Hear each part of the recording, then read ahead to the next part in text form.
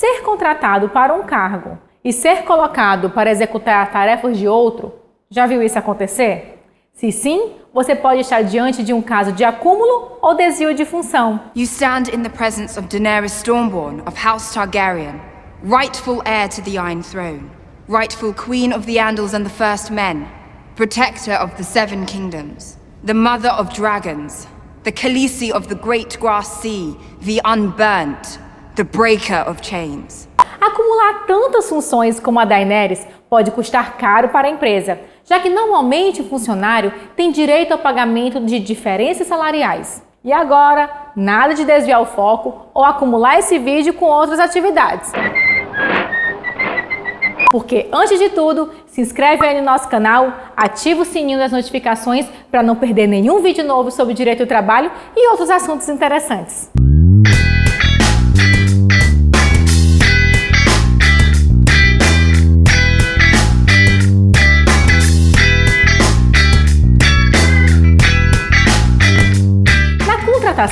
A empresa e o trabalhador firmam um contrato de trabalho, no qual ficam estabelecidos a função que será exercida, os horários, salário e entre outras coisas.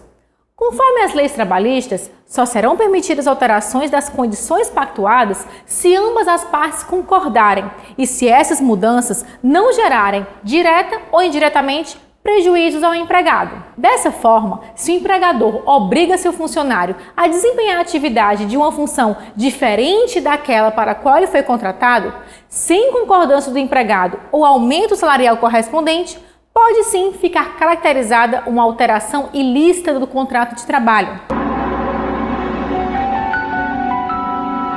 E para ficar mais claro, vamos dar alguns exemplos, utilizando um filme bem conhecido, tá? Você já assistiu O Diabo Veste Prada?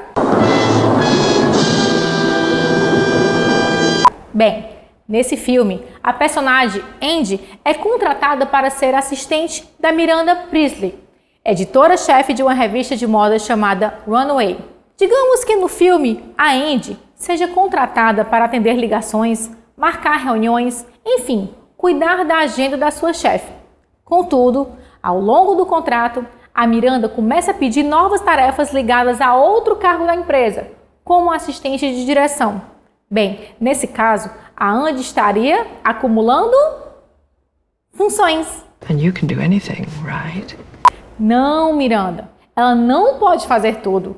Apenas aquilo que ficou acordado no contrato de trabalho. Perceba, existe o acúmulo de funções quando o empregador passa a exigir que o empregado exerça atividades alheias ao contrato de trabalho, juntamente com a função contratada.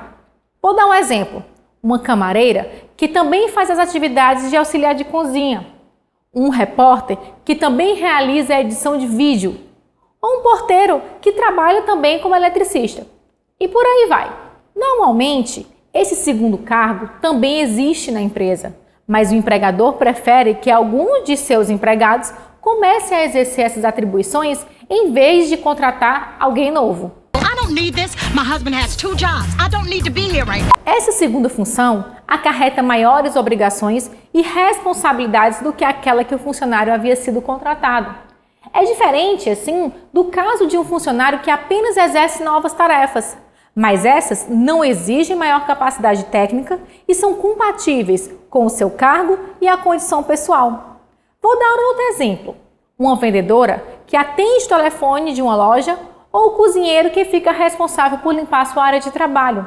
Agora, digamos que a Andy, a mando da Miranda, parasse de trabalhar como sua assistente e passasse a desempenhar o cargo de jornalista. Yeah? Oh, well, that is great. Percebam, sem ganhar nada mais por isso.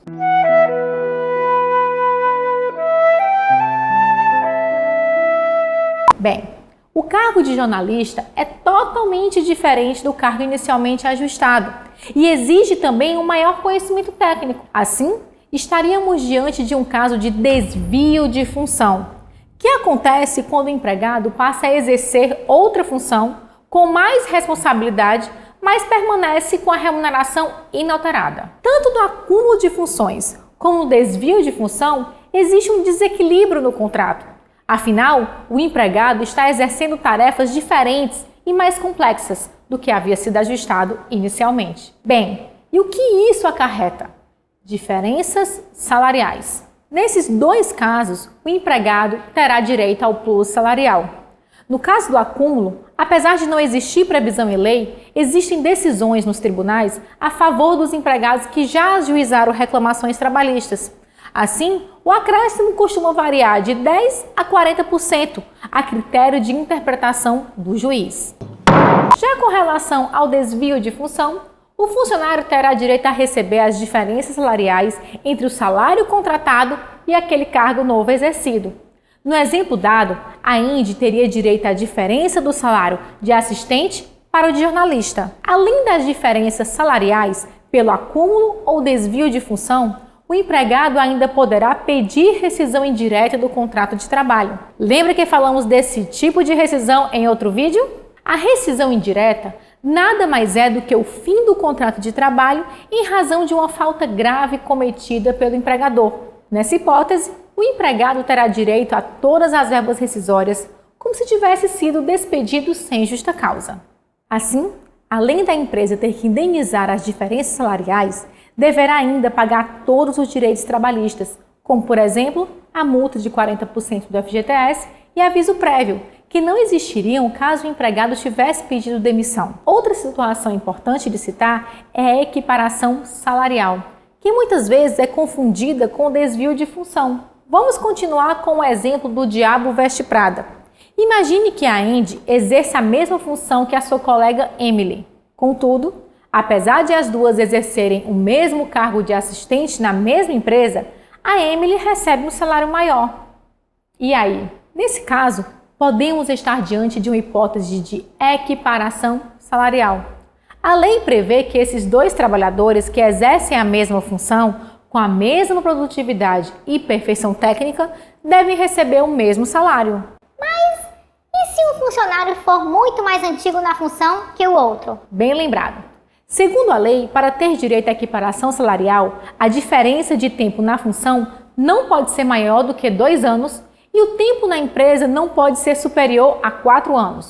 Assim, voltando para o nosso exemplo, se a Emily estiver nessa função de assistente há menos de 2 anos e na empresa há menos de 4 e não desempenhar as atividades com a mesma produtividade ou perfeição técnica, a Andy terá direito a pedir o mesmo salário. Mas atenção!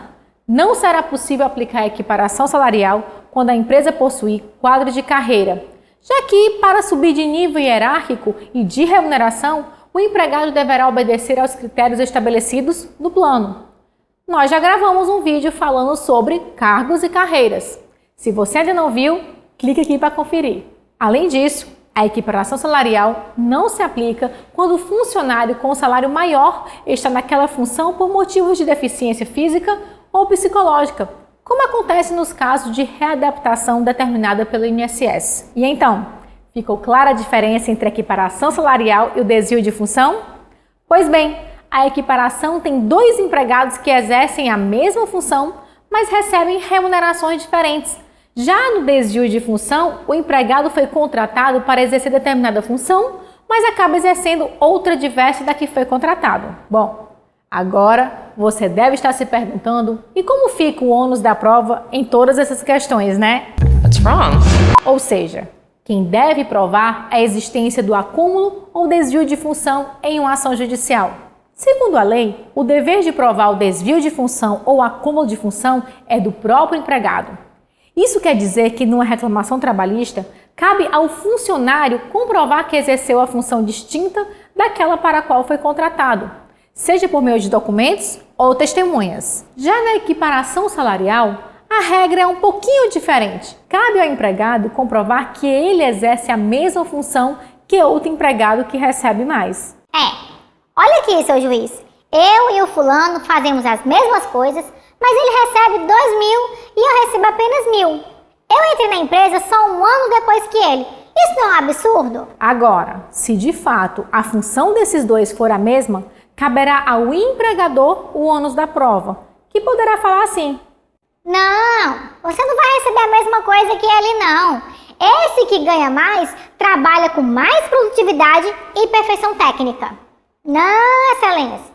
Não tem como comparar o trabalho de fulano com Beltrano. O fulano tem MBA em Harvard e consegue desenvolver as tarefas que Beltrano não consegue. Ou demonstrar alguma daquelas exceções legais que falamos no início do vídeo. Excelência, veja aqui que eu tenho plano de cargos e salários. Beltrano é analista júnior, enquanto que fulano é analista sênior. Nossa, agora esse tal de plano de cargos e salários pareceu bem útil. Pois é, a gente tem um e-book no nosso site explicando como desenvolver um plano de cargos e salários. E aí, gostou do vídeo? Espero que eu tenha conseguido esclarecer melhor o assunto. Afinal, diferenças salariais é algo importante, tanto para o empregado quanto para o empregador, né? Agora, se quiser desviar do assunto e dar alguma opinião sobre o nosso vídeo, nós não nos importamos de acumular likes e comentários. Só não esquece de se inscrever no canal e compartilhar com todo mundo. E para se manter atualizado, que tal conferir nossas redes sociais e acessar nosso site chadvocacia.adv.br. Situação? Ficou estranho, né? E o que é isso? Que? Ixi! Uma dádiva dos ninjas. Vamos voltar então.